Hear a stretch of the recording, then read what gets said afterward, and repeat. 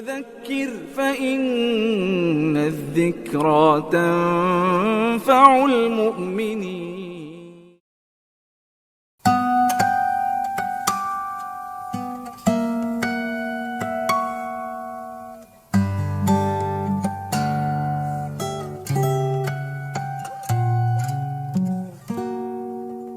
Bismillahirrahmanirrahim. Assalamualaikum warahmatullahi wabarakatuh. Bismillah, alhamdulillah, wa rasulillah, amma ba'du. Dulur-dulur, pripun kabaripun? Mudah-mudahan semuanya sehat, berkah, dan selalu dalam hidayah Allah SWT.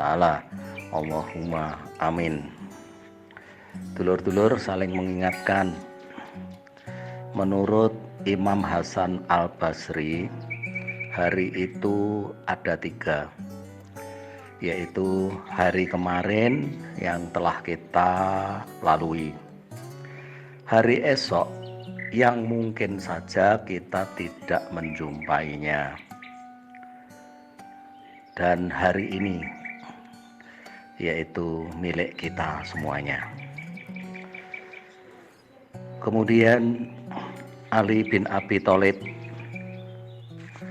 mengatakan, barang siapa yang hari ini lebih baik dari hari kemarin, maka dia termasuk orang yang beruntung. Dan barang siapa yang hari ini sama dengan hari kemarin, maka dia termasuk orang yang merugi. Serta barang siapa yang hari ini lebih jelek dari hari kemarin, maka dia termasuk orang yang terlaknat. Allahu Akbar. Lalu apa yang dimaksud dengan baik itu? Menurut kami atau menurut saya, kebaikan berarti keberkahan dan ketakwaan kita. Allah Subhanahu wa ta'ala menyampaikan firman-Nya di dalam Quran surat An-Nisa ayat 103.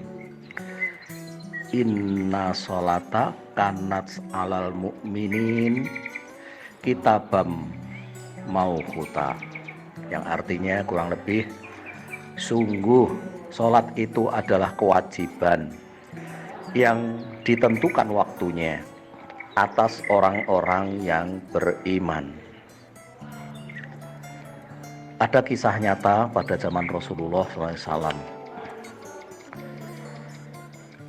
Abu Hurairah radhiyallahu an pernah menceritakan bahwa ada seorang tunanetra datang kepada beliau Nabi Shallallahu Alaihi Wasallam. Lalu orang itu bertanya, wahai Rasulullah, sesungguhnya aku tidak menemukan seseorang yang menuntunku ke masjid. Maka Nabi Shallallahu Alaihi Wasallam memberikan kemurahan atau dispensasi kepadanya. Namun ketika ia berpaling, Nabi Shallallahu Alaihi Wasallam memanggilnya. Lalu beliau bersabda, apakah kamu mendengar suara azan untuk sholat? Lalu orang itu menjawab, iya Rasulullah. Kemudian Nabi SAW bersabda, penuhilah seruannya. Hadis riwayat Muslim. Saudaraku, orang yang buta saja oleh Nabi diminta untuk memenuhi panggilan sholat dari rumah Allah, yaitu masjid-masjid. Lalu bagaimana dengan kita yang masih diberi penglihatan sempurna? Allahu Akbar. Berarti sebenarnya hidayah itu sudah sampai pada kita melalui telinga kita, pendengaran kita. Berikut juga mata kita. Saudaraku, lalu apa sebenarnya keutamaan sholat berjamaah? bila dibanding dengan sholat sendirian. Nabi Shallallahu Alaihi Wasallam menyampaikan sabdanya dalam hadis riwayat Bukhari dan Muslim. Sholat berjamaah lebih utama 27 derajat. Saya ulang, sholat berjamaah lebih utama atau lebih baik 27 derajat dibanding dengan sholat sendirian. Mari kita berhitung secara matematika. Rasanya kok kita rugi bila kita tidak sholat berjamaah di masjid. Sehari semalam itu kita melaksanakan sholat fardu 5 kali dalam jumlah 17 rakaat. Untuk sementara kita coba untuk 1 rakaat itu sama dengan kita samakan dengan 1 derajat. Maka jika kita sholat sendirian 17 rakaat, kalau sholat berjamaah berarti 17 kali 27, kurang lebihnya 459. Kalau rakaat itu disamakan dengan derajat berarti 459 rakaat atau derajat. Allahu Akbar, sangat jauh perbedaannya, 17 dibanding 459. Bagaimana kalau 1 pekan atau sejumat?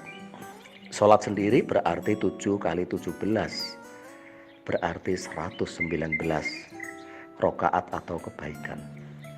Kalau sholat berjamaah berarti 7 kali 17 kali 27 ada 3213. Masya Allah, tabarakallah, alhamdulillah, Allahu Akbar.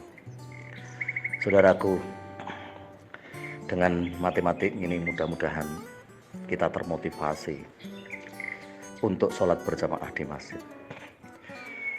Lalu Rasulullah SAW melanjutkan sabdanya dalam hadis riwayat Abu Dawud, Ibnu Majah yang disohehkan oleh Ibnu Hajar dalam buku yang sangat terkenal Bulughul Maram. Beliau menyampaikan sabdanya, bagaimana bila ada laki-laki yang tidak sholat berjamaah di masjid. Beliau bersabda, barang siapa yang mendengarkan adzan namun tidak mendatanginya, maka tidak ada sholat baginya kecuali bila ada uzur. Yang berikutnya, Rasulullah SAW juga pernah mengancam ingin membakar rumah-rumah orang-orang yang tidak sholat berjamaah di masjid. Dalam hadis riwayat Muslim, Abu Dawud, Ibnu Majah, dan Turmudzi, Nabi kita Shallallahu Alaihi Wasallam menyampaikan sabdanya, sungguh saya ingin memerintahkan para pemuda untuk mengumpulkan kayu bakar yang banyak. Kemudian saya akan mendatangi orang-orang yang sholat di rumahnya tanpa uzur, dan saya akan bakar rumah-rumah mereka. Allahu Akbar. Saudaraku, sedemikian kerasnya Rasulullah pada waktu itu. Artinya kita harus benar-benar memperhatikan hadis ini, jangan sampai kita tidak sholat berjamaah di masjid atau di rumah Allah. Kemudian apa yang kita akan dapat bila mana kita sholat berjamaah di masjid atau di rumah Allah? Di antaranya kita akan mendapatkan doa dari malaikat. Nabi kita Shallallahu Alaihi Wasallam pernah menyampaikan sabdanya, ya Allah, sejahterakan, iya, rahmatilah, iya. Doa itu terus menerus dipanjatkan oleh malaikat selama ia atau kita semua menunggu sholat. Hadis riwayat Bukhari dan Muslim. Saudaraku, Lalu apa yang harus kita perbuat dalam penjelasan seperti ini? Tentunya kita berusaha semaksimal mungkin untuk bisa sampai di rumah Allah untuk sholat berjamaah. Lalu apa sebenarnya yang kita akan dapat yang lain bila kita melanggengkan sholat 5 waktu untuk berjamaah di rumah Allah?